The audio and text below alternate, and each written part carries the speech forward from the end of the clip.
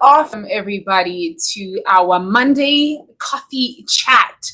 I am excited to see you. I was a bit under the weather last week, and my trusted colleague Daniel is the one that took over. I know you guys missed me. I missed you too, but that's perfectly fine.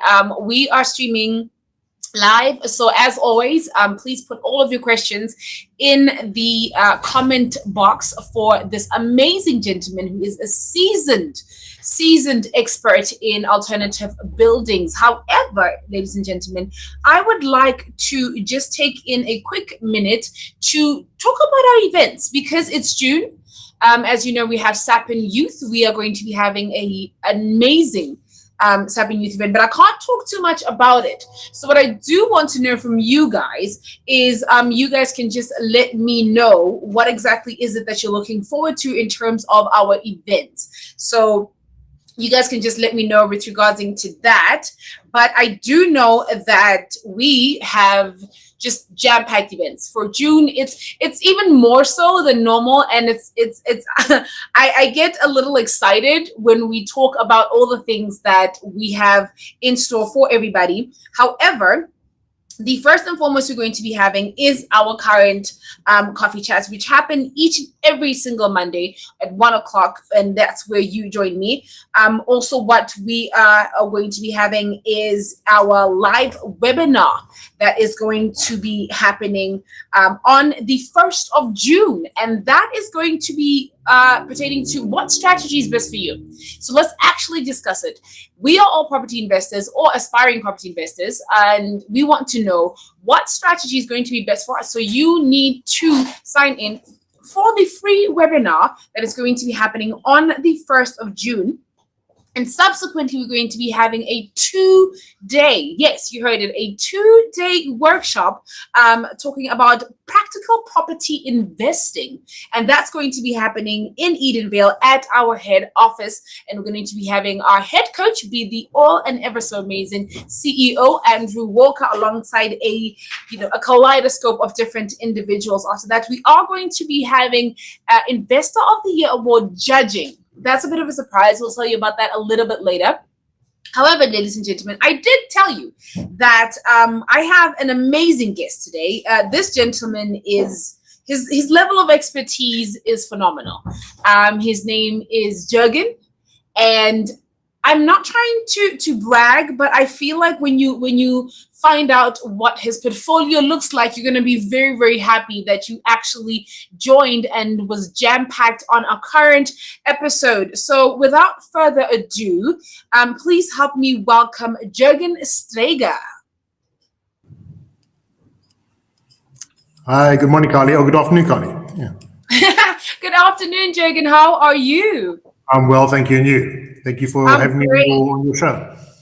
Thank you so much for joining us. We are more than happy to have you. So what I want to do is, do you want to introduce yourself or should I? Because I'm going to read your entire portfolio. It's that amazing. No, let me do it. It's too long and tedious. I'll give you the short version of it. Okay. All right. Thanks, everyone. My name is Jurgen Stragier. I'm currently CEO of the Catapult Group, which is a new group that's been launched. You would know it better as Everite Building Products and Swartland Windows and Doors and Insulation. That's the current group. We're a large manufacturer of building materials for both retail and for projects. And from my experience point of view, I'm an engineer by trade. Have been working in senior management positions for close on 30 years, pretty much in every industry, but by and large in the building material sector and construction sector. I had some history in automotive and FMCG. But as for the last 17 years have been in building materials, previously owned by a construction company, a large construction company. So I had some experience in construction as well. But by and large, my experience has been with building materials and alternative building technologies and how those can evolve in South Africa in much the same way that we've seen them evolve in the rest of the world. All righty then. So Jurgen, what I want to know, as you just mentioned, you have like an extensive history in construction, building. What would you say is the best form of building, alternative building for the average South African? Look, for the average South African, what do people want? They want safe, they want durable, they want cheap, they want fast. If you get a bit more sophisticated in your demands, you want low carbon footprint, you want high thermal efficiency. And I think everybody wants a house that starts off as a starter home and can be expandable into the mansion that we all want to live into. So from that point of view, that's what most people want. I can tell you that most building technologies, even the alternative building technologies, which do come close in giving you everything that you want, but most building technologies will not give you. So you're going to have to sacrifice one or two of the points on that list. Certainly, if you're in conventional, you've got safe, you've got durable, you've got longevity, you've got expandable, you've got everything that a 3,000-year-old technology will give you. And by and large, that should be suitable for most people. I think where we're heading as a planet, and not really as a South African scenario, as a planet, we're all looking for something that's going to be better for us and better for the planet. And that's where you start playing into alternative building technologies. So we're certainly behind the curve compared to the rest of the world. It's not a function of us as a nation. It's a function of our need because of our climate. Our climate hasn't driven the same need of alternative building technologies as maybe the rest of the world has. But yeah, there's a need for building technologies for the other things that we are facing, much like the rest of the world does, which is carbon footprint, technical performance, et cetera, et cetera. Okay. That is interesting that you say that we haven't particularly driven the need for it. So we have seen a rise in alternative energy, whether we liked it or not. It kind of was by fire, by force that a lot of South Africans are looking at solar. A lot of South Africans are looking at alternative measures of energy for obvious reasons. But, alternative building has been like a reluctant feat. So I would want to know, why would you say is the reason that alternative building has been has had such a slow pace, I beg your pardon, in the property market?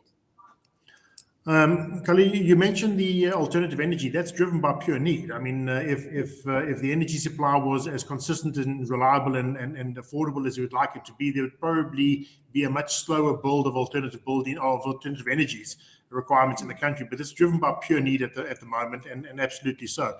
Alternative building technology is maybe a less of an obvious need. It's driven by I would say most of the technical community. So the architects, the engineers, the developers are primarily driving this because there are commercial benefits towards having this done. And there are long-term benefits in terms of the long-term cost of owning a building that is, which is technically superior than say a brick and mortar or conventional building. The reason why it's taken a while is because for right or for wrong, the country, for as little as we have in alternative building technology, the country is riddled with lots and lots of building technologies. And by and large, as long as you buy it or you get into technology which is Agreement approved or has gone through some certification process, you're probably going to get a reasonably good technology. The problem that we have in the country is that I would suggest, and it's a pity really, but I would suggest that there's probably more bad examples of alternative building technologies than good examples. And I think for that reason, there's a bit of reluctance that has crept into the market. People fear the unknown. And as I said earlier, 3,000-year-old brick and mortar technology is reasonably unbeatable in giving you the sense of comfort that it does. So I think from my point of view, it's a level of technology that is being driven by need by those more technically orientated, probably commercial ventures, which is taking shape, because there are long-term benefits to having a more technically appropriate structure with high thermal efficiencies, lighter weight, etc. But whilst we were in a country which we had abundant cheap building materials, why would you change? That is true. And as I want to piggyback off of you mentioning bricks and mortar is age old. It's been tried and trusted, and we as a humanity have always had faith in it. Do you think there'll ever be a time when we say goodbye to bricks and mortar? No, I don't think there will be a time that you say goodbye to bricks and mortar. Bricks and mortar are going to is for a long time going to be a standard building material. The thing that will drive brick and mortar away from the general market is legislation. So The reality is that most people know brick and mortar and will go for it because it is a standard, it's available. You can go speak to any builder and any builder will build you a house with brick and mortar. That is not true of alternative building technologies. These technologies require a dedicated skill. They require a person which is actually rule abiding by nature, because most alternative building technologies are very rule abiding type of technologies. We're not necessarily very good in that in South Africa, so we're probably more inclined to take a chance than most other people would be. So the ability to get somebody to build you a brick and mortar house will always exist in South Africa. In the event that technology or legislation drives a change to alternative building technologies, either for reasons of being low carbon footprint, lightweight, thermal efficiency, and we are getting thermal efficiency regulations coming into the mix now, that will then drive a much higher use of alternative building technologies. Depends on which country you go to in Europe. Even to this day, as much as 40 to 60% of the units built in Europe are built in some form of what we would consider alternative building technology. The Europeans would consider this completely normal, but what we would consider building technology, there's still a world in which, let's call it, half of the buildings in Europe are still constructed with brick and mortar, and they've had, well over 100 years worth of access to alternative building technologies. So it is a bit of a slow build in terms of where the market's going, but it will take some time to get there. My point of view is alternative building technologies, I can probably only explain it to you in much the same way most people understand cars. If you like a petrol car, you'll buy a petrol car, and if you like an electric car, you'll buy an electric car. The only thing that will make electric cars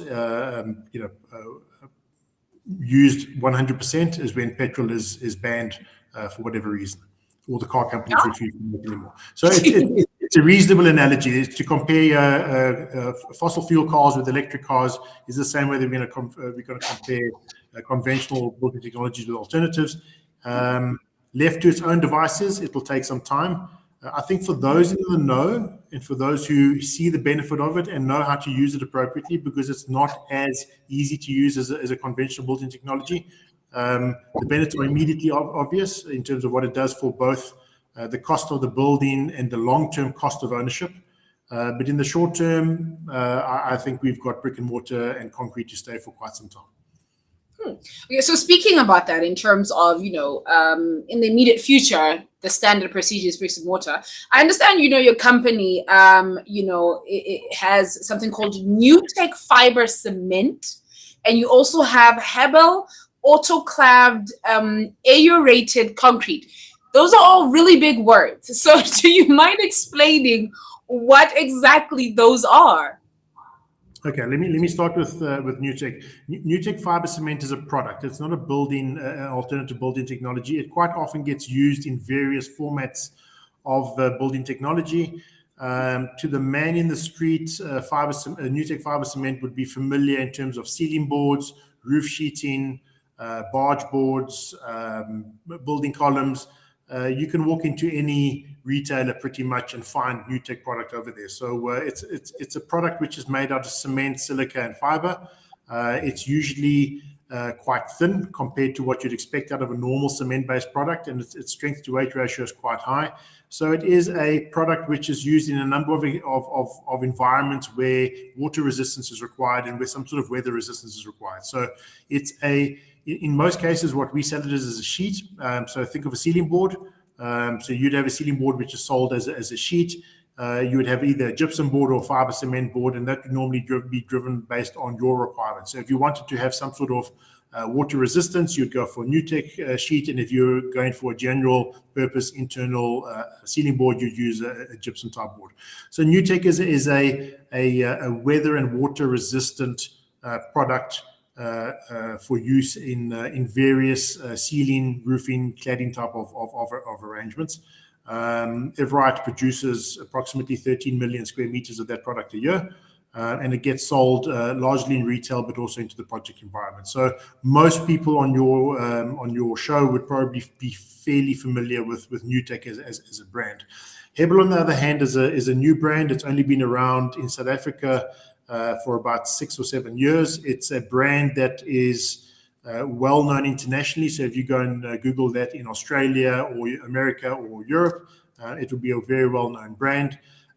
It is a lightweight building material. It's for lack of a better term, a big lightweight brick. So you build a block-type masonry structure using our products. Our blocks are extremely technical by nature. They're very lightweight. They float on water, but they look like concrete. They've got exceptional fire resistance and thermal resistance. So the benefit that they have is they give you a very technically superior building with a lightweight footprint, both lightweight in weight and lightweight in carbon footprint. But it also has its limitations. It's not as strong as concrete. It's not as strong as brick, and in many cases, it needs to be used slightly differently to what you'd use it in a conventional format. But again, I'll tell you, depending on which country that you go to in Europe, between 40 and 60% of those houses in Europe will be made with a aerated autoclave concrete block. So those are the two products that we deal with. We've dealt with a number of different building technologies. Obviously, we prefer our own. I can tell you that what we do as a company is we use a lot of technologies. I haven't listed the third one over here, which is a permanent formwork. Which is a technology that we bring in from Australia, which brings in Newtech fiber cement pretty much in a type of a drywalling environment where you make a panel, prefabricated panel on site. We would make that for you. We deliver it to site, and you'd fill that with concrete and steel. So that in itself is actually not a building technology, it's a building system. So in other words, you're still building a concrete building, but we're going to give you the tools to be able to build that building far quicker and far more precise than what you would be able to do with normal building technologies. So the range that we've got is one in which we have the ability to provide you single-story dwellings and buildings right up to what is rated to a 26-story load-bearing building. So we've got quite a comprehensive range of building materials. I think the one thing that we do, and it's maybe a reason why ABT alternatives are not necessarily well regarded, is we have chosen all those technologies which have got long international heritage. So those are things, none of the technologies that we have are less than 40 years old. Some of the technologies that we have are between 100 and 130 years old. So those don't sound like new technologies, but they are certainly new to us. What's important for us over there is that we actually give to the customer something which has got long-term durability proven internationally. This is not something that we invented last week Tuesday in our garage. This is a long-standing, durable product which we make exactly to the specification in which that's been originated. So whether that be Europe or Australia, we'll produce those products to those specifications. So yeah, that's the products that we make. I think there are plenty of alternative building technologies in the market. I can rattle off all afternoon what they are. I think the message to your viewers is to investigate those ones which have probably got themselves attached to the best companies that you've got recourse to should you need it, for one, and for two, what are the international accreditations of that? Because the problem in South Africa, I guess, is that we have quite a few homegrown technologies, which by their nature are very new, and for that reason, you've got probably a lack of durability on record. I'm not saying those would not be durable, but there's not enough passage of time to have passed to prove whether these technologies have got durability. And by durability, I mean at the very least a lifetime durability, or anything between 50 and 100 years durability, because that's the expectation. If you build a brick and mortar structure and a concrete structure, you expect that to last between 50 and 100 years. I don't think any alternative building technology should give you less than that. Otherwise, you are making an unnecessary compromise on the life cycle of your building. But yeah, that's maybe a long-winded answer to your question as to what those two products are, but it gives you a sense of what they are and what else can be done with building technologies and what you need to be on the lookout for. No, that's actually phenomenal. We do have a question from one of you saying, "Hi, this is Eric." She's saying, "Hi, could you please explain a bit more which are the good alternative options and which are the bad?" And I think this ties in, to the question that you're saying. There have been alternative building technologies that got introduced, and people didn't have a particularly great experience with them. So, for somebody who does want to be eco, who does want, and they want to do like a nice little development or small multi-let, and they want to be eco-friendly, what then would you say, should be the things that they should kind of look at? Okay, I think going back to the building technology, I'm in the somewhat conflicted position that I'll obviously always promote our technology as opposed to anything else. But I think as a general answer, what you should look at is you should look at a technology which has got a proven track record. I think all technologies have got their pros and cons. They've all got their better uses and their worse uses. But a technology that you should be looking for my opinion, and it's again our own experience, and I think this is where we the 20 years of experience, or close to 20 years experience that I've got, we rely heavily on what the rest of the international market has learned. You don't tend to find out what's wrong with the building technology in the first 5 to 10 years. You will find out later on what's wrong with that technology. So you want to find a technology which is got a long-term durability proven to it. There are lots of very good technologies. I would say to you, the ones which have probably got a proven track record of both durability and longevity and technical performance are either cement-based technologies or in many cases wood-based technologies. Wood is a very sustainable type of product, which cement isn't. But cement has unbeaten strength characteristics, which you just simply can't undo. So the combination of those types of technologies, I think what you need to be aware of, and certainly if you are in the development space, the thing that I would suggest to you is to have a look at those technologies that give you a long-term cost benefit, because often with alternative built-in technologies, there's a perception. And it's often true, but not always true. There's a perception that alternative building technologies are expensive to build with, and that's often something that puts people off.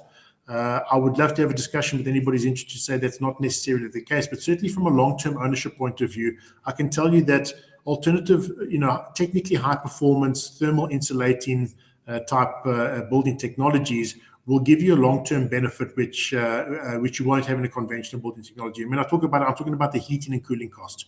The heating and cooling cost will be much higher in a conventional building. I always ask my customers the very simple question: how many warm castles have you been to? And the answer is not one, because they are as solid as it gets when it comes to stone, which is really just a masonry type of building structure.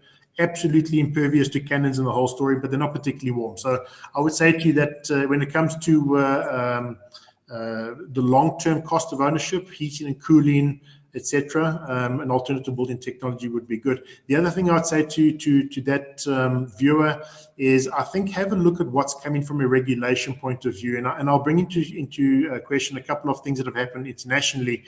Obviously, we are following suit when it comes to thermal performance, so we've got some very strict thermal performance requirements on new buildings. But I think the one thing that's sometimes missing is this fire nature. So if you rewind back a couple of years to the Grenfell Tower disaster in the UK, what you are finding now is you're finding a trend in which international technologies are starting to remove polymers or plastics in the building technology. So if you have a situation where you have building technologies which have high content of polymers, these are the types of things that, whereas they may be acceptable now, in time to come, they may not be acceptable. We do quite a bit of work in Africa as well. And in Africa, we find that a lot of the money that gets spent or gets given to building technologies or to buildings and developments is by international donors. And those international donors have the requirements that the technologies must fulfill the requirements of international standards. In South Africa, we haven't got there yet, so a lot of built-in technologies will have acceptable fire ratings by South African ratings, but not by international ratings. And I think it's something to be aware of in the fact that there are technologies which are better at worse than this. All our technologies are polymer-free for that matter. But what you will find is a situation where international pressures and international regulations will catch up with us. That's and I wanted to just round it off with exactly what you just said in terms of costing, right? Like you said, essentially there has yet to be a genuine need, in terms of part and parcel with alternative energy. However, with alternative building technology or alternative buildings, there isn't really that strong hold. And when I was asking, earlier on, and you just so eloquently explained, is that okay, we look at costings.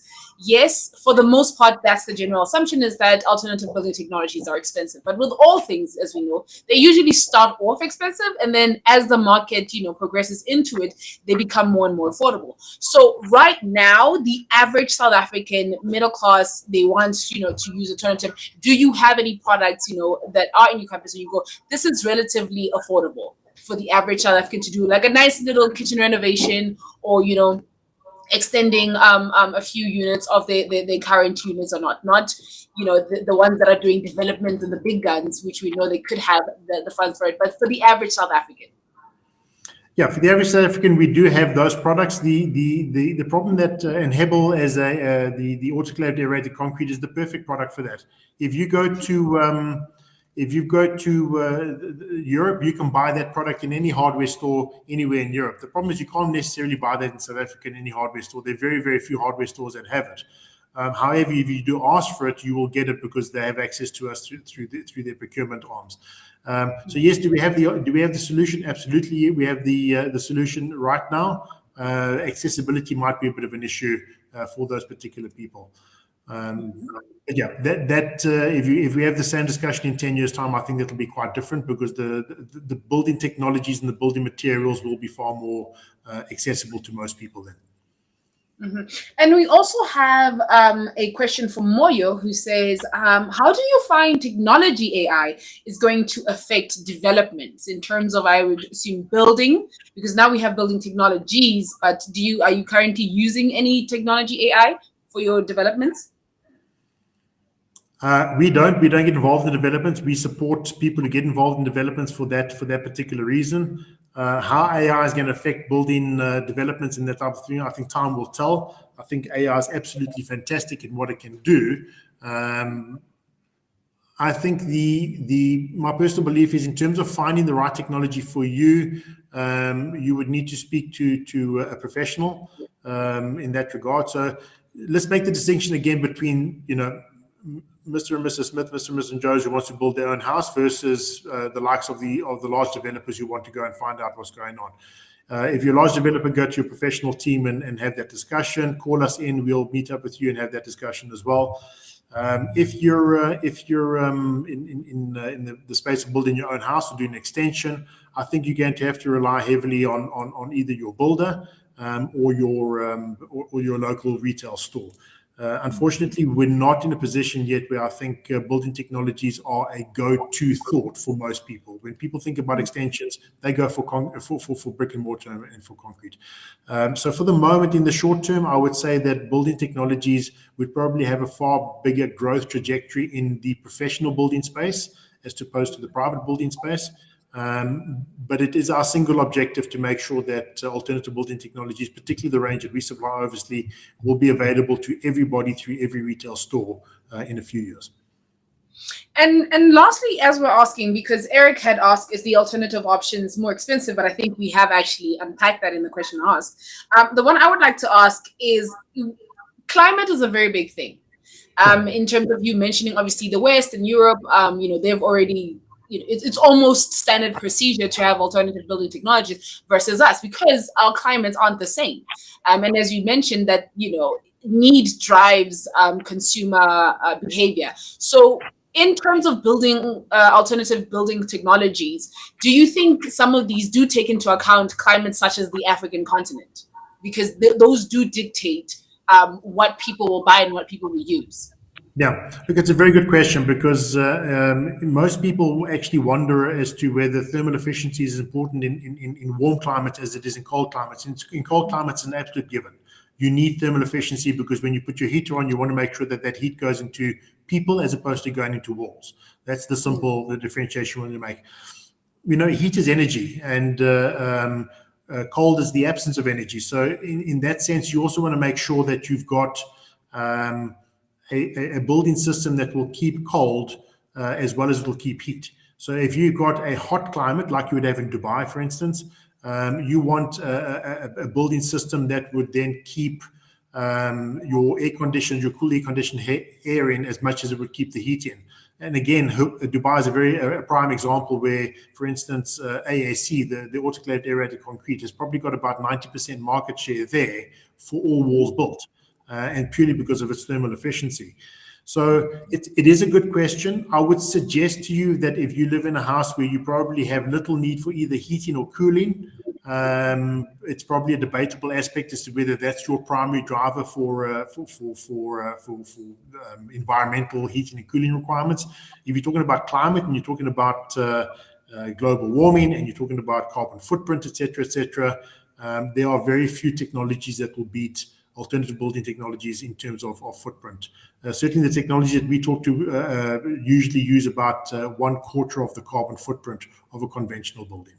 It's important to some, not to others, but again, that will be driven by legislation over time. So ultimately, it will become important to all. Sorry, just to, Khali, if you don't mind, I just want to build, because I don't have answered the question properly for Eric. Yes.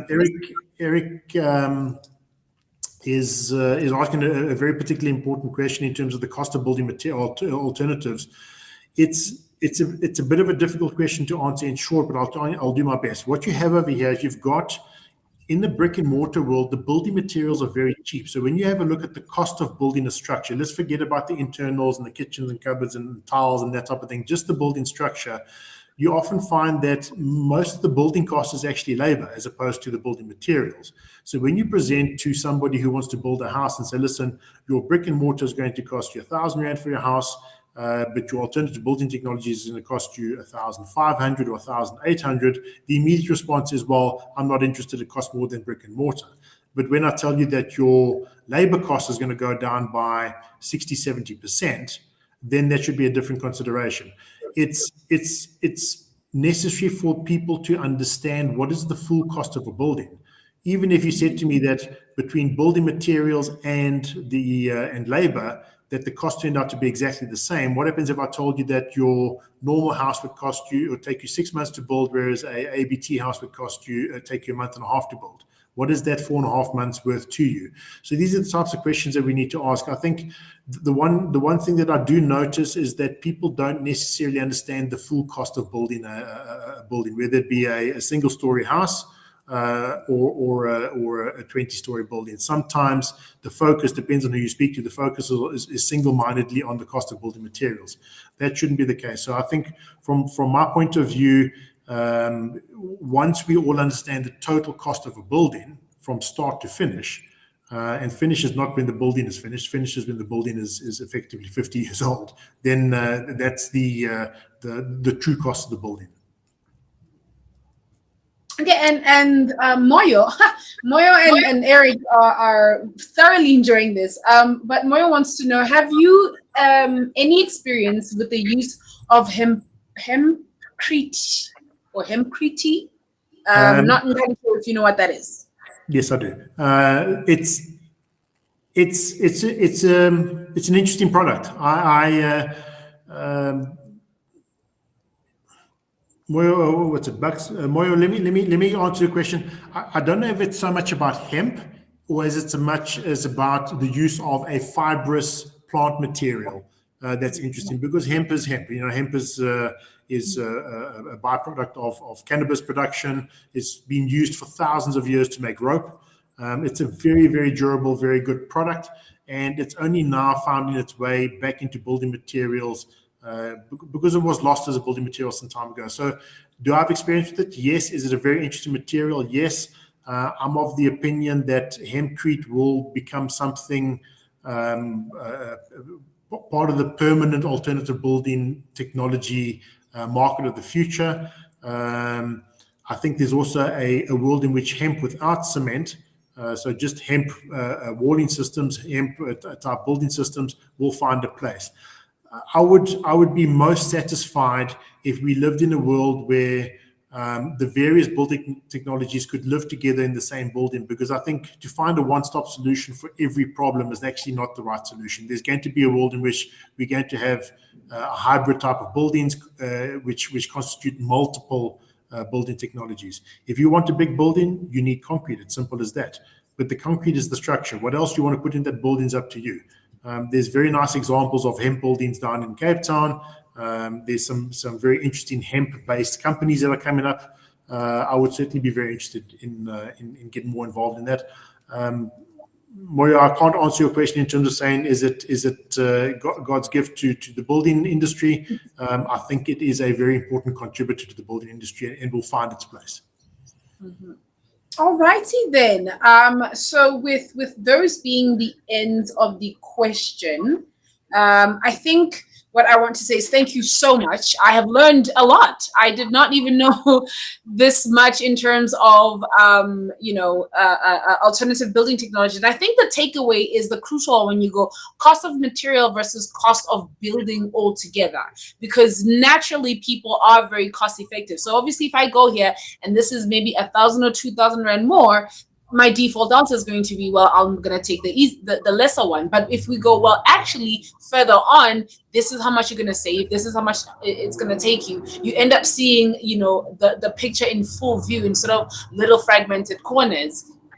And that's maybe the incentive that, people need in terms of looking at alternative, building technologies.